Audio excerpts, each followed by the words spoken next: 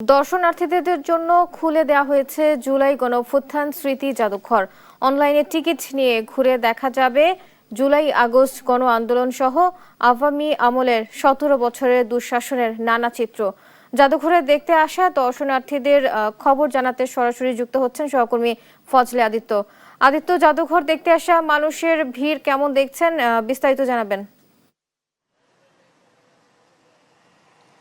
যেহেতু আজকে থেকে কিন্তু জনসাধারণের জন্য খুলে দেওয়া হয়েছে জুলাই জাদুঘর, সেটা সকাল থেকে কিন্তু আস্তে আস্তে কিন্তু যেই মানুষজন আসা শুরু করেছে দর্শনার্থীরা কিন্তু মূলত মূলত দর্শনার্থীরা এই জুলাই যে জাদুঘরটি রয়েছে সেই জাদুঘর শেরে বাংলা নগরের যে সাইটটা রয়েছে সেই সাইট দিয়ে কিন্তু মূলত তারা আসছেন। এবং আপনাকে একটি জিনিস জানাই যে জুলাই গণঅভ্যুত্থানে যারা বিভিন্ন স্মৃতি বিভিন্ন যে ঘটনা সেই ঘটনার সেই জাদুঘরে রয়েছে, নিদর্শনগুলোতে রয়েছে। এবং বিশেষ করে এখানকার যেই বিগত স্বৈরাচার সরকার আমলে বিভিন্ন যেই নীল নকশা পরিকল্পনা করা হতো এই গণভবন কেন্দ্রিক, সেই গণভবনে বিভিন্ন কিছু কিন্তু এখানে কিন্তু ছিল। অর্থাৎ এখানে বিভিন্ন রকম দালিলিক প্রমাণ, অর্থাৎ জুলাইয়ের সময় জুলাই আপরাইজিংয়ের সময় যে ধরনের ঘটনাগুলো হয়েছে, অর্থাৎ এই তথ্যপত্রগুলো ছিল সেইগুলো কিন্তু এখানে তুলে ধরা হয়েছে।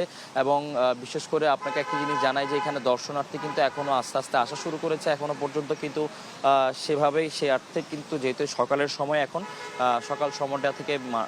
সকাল সময়টায় মানুষের বিভিন্ন শ্রেণী পেশার মানুষ আস্তে আস্তে আসছেন। তবে আমরা যতটুকু দেখতে পেরেছি এখনো পর্যন্ত কিন্তু তেমন দর্শনার্থীদের ভিড় এখনো পর্যন্ত জমে ওঠেনি। তবে বেলা বাড়ার সাথে সাথে আশা করা যাচ্ছে যে এখানে কিন্তু দর্শনার্থীরা কিন্তু জড়ো হবেন এবং দর্শনার্থীদের যে ভিড় সেটা কিন্তু আমরা লক্ষ্য করতে পারবো। তবে আপনাকে একটি জিনিস জানাই যে এখানে কিন্তু গতকালকে উদ্বোধন করেছিলেন প্রধানমন্ত্রী তারেক রহমান, এসে উদ্বোধন করেছেন। তার সাথে কিন্তু ছিলেন ডক্টর ইউনূস ছিলেন এবং সরকারের যে যে মন্ত্রীরা রয়েছে, ঊর্ধ্বতন কর্মকর্তার পাশাপাশি কিন্তু বিভিন্ন পর্যায়ের মন্ত্রীরা ছিলেন এই জুলাই জাদুঘর উদ্বোধনে। সেই উদ্বোধনের পরবর্তী সময়ে কিন্তু গতকালকেও কিন্তু জনসাধারণের জন্য খোলা ছিল না। আজকে থেকে, অর্থাৎ আজকে ৬ তারিখ থেকে কিন্তু জনসাধারণের জন্য কিন্তু উন্মুক্ত করে দেওয়া হয় এই পুরো জুলাই জাদুঘর। এই জুলাই জাদুঘর জুড়ে কিন্তু বিভিন্ন রকম কিন্তু স্মৃতিফলক রয়েছে, বিশেষ করে বিভিন্ন গ্রাফিটি আর্ট রয়েছে।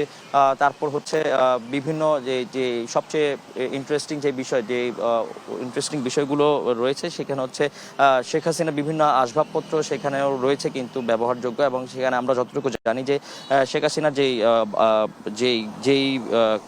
যে বিছনায় ঘুমাতেন, অর্থাৎ যে বিছনায় ঘুমাতেন সেখানে কিন্তু বিভিন্ন যারা নিহত হয়েছেন জুলাই, তাদের কিন্তু নামগুলো লিখে রাখা হয়েছে। এবং আপনাকে একটি জিনিস জানাই যে জুলাইয়ের সময় যেই বিভিন্ন জুলাই আপরাইজিংয়ের সময় যারা মৃত্যুবরণ করেছেন, অর্থাৎ অভ্যুত্থানে যারা মৃত্যুবরণ করেছেন, তাদের কিন্তু বিভিন্ন ব্যবহারযোগ্য জিনিসপত্র কিন্তু এখানে শোভা পেয়েছে এবং সেই জিনিসপত্রগুলোও কিন্তু এখানে রাখা হয়েছে। এবং এখন এই পুরো গণভবনটা কিন্তু মূলত বিভিন্ন রকম বিভিন্ন কিছু দিয়ে কিন্তু সাজানো হয়েছে। তবে এখন পর্যন্ত আমরা যতটুকু দেখতে পেয়েছি যে এখন পর্যন্ত যে দর্শকের আনাগোনা হয়তো বেলা বাড়ার সাথে সাথেই কিন্তু দর্শকরা আসবেন। এবং এখন পর্যন্ত আমরা যতটুকু দেখতে পেয়েছি গণমাধ্যম কর্মীরাই বেশি, এবং গণমাধ্যম কর্মীরা অপেক্ষা করছেন যে কখন দর্শকরা আসবেন এবং তাদের সেই অনুভূতি সম্পর্কে আরও জানতে আমরা পরবর্তী লাইভে হয়তো আপনাদেরকে দর্শকদের অনুভূতি সম্পর্কে বিস্তারিত আরও তথ্য জানাতে পারবো। এই ছিল আমার কাছে জুলাই গণঅভ্যুত্থানের যে স্মৃতি জাদুঘর রয়েছে সেই স্মৃতি জাদুঘর থেকে সর্বশেষ তথ্য।